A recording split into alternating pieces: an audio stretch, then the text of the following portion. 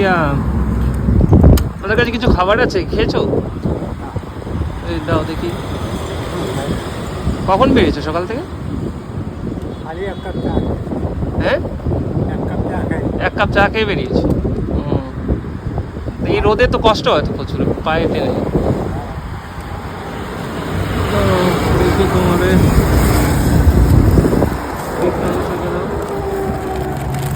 তোমার রুটি আছে, হ্যাঁ, কেক আছে, বিস্কুট,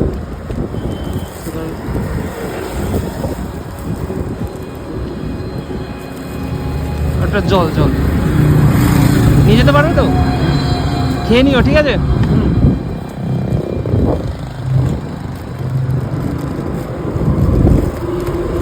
বাড়ি যাবে কখন?